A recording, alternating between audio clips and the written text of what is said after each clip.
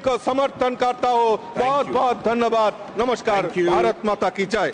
Doctor Sarfaraz Ahmed ji, doctor Sarfaraz Ahmed ji not present. श्रीमान राम जी,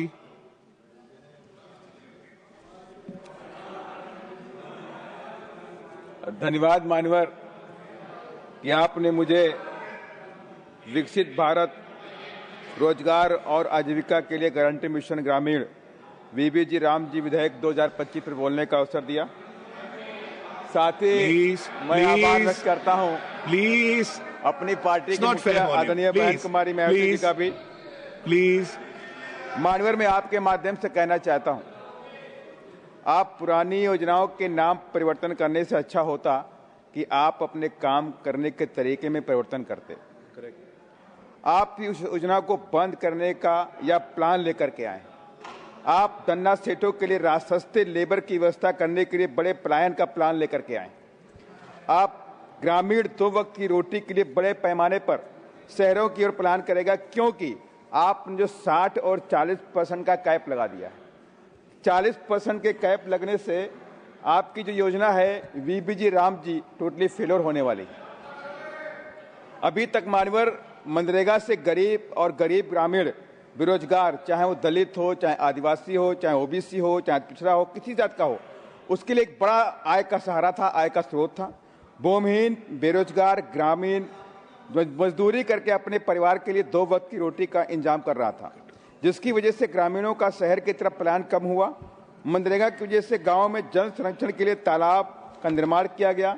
सड़क, नहरें, तमाम अन्य कार्यों से गांव के हर स्तर के विकास में योगदान मिला। सबसे बड़ी बात मानवर यह है कि आपदा, सूखा, भारी बारिश, फसल नुकसान के समय ग्रामीण मजदूरों और गरीब किसानों को काम देकर जीवन यापन में सहायता मिली। मानवर, अब समस्या खड़ी होगी। केंद्र की सरकार ने कहा 60% हम देंगे, 40% राज्य सरकार देगी, जबकि सारा पैसा तो केंद्र सरकार के पास आता है।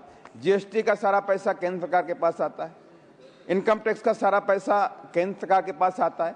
तो 40% की भागीदारी वहां क्यों दी गई?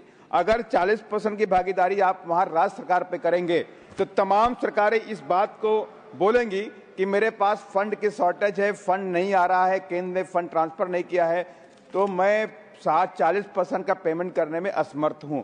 100% कहीं ना कहीं से उस वक्त योजना फेल नजर दिखाई पड़ेगी। मानवर, अगर आप चाहते हैं कि इस देश के अंदर, आपने कहा है कि गारंटी फॉर रोजगार एंड आजीविका, अगर आप गारंटी देना चाहते हैं तो पहली बात तो 40% का जो है हटा के 10% कर दीजिए।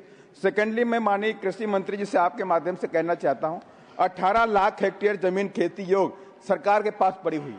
अगर उसे आप इस देश के गरीब किसानों को, भूमिहीन लोगों को, दलित, आदिवासी, पिछड़ा स्तर समाज के लोगों को, जो भी भूमिहीन लोग हैं, जो भी मजदूरी करते हैं, ऐसे लोगों को आप जमीन 2 से 3 एकड़ दे दीजिए। जिस तरह से उत्तर प्रदेश में आदरणीय बहन जी की सरकार ने 4.5 लाख हेक्टेयर जमीन गरीबों को 2 से 3 एकड़ देने का काम किया था। यही मैं आपसे कहना चाहता हूँ, पट्टे में देने का काम करें, फ्री अवकाश देने का काम करें। 100% इस देश का गरीब मजदूर किसान अपने पैरों पे खड़ा हो जाएगा। तब आपकी जो मूल भावना है गारंटी फॉर रोजगार आजीविका तभी पूरी होगी। धन्यवाद। जय भीम, जय भारत। थैंक यू श्रीमान हरीश बीरन जी। Thank you.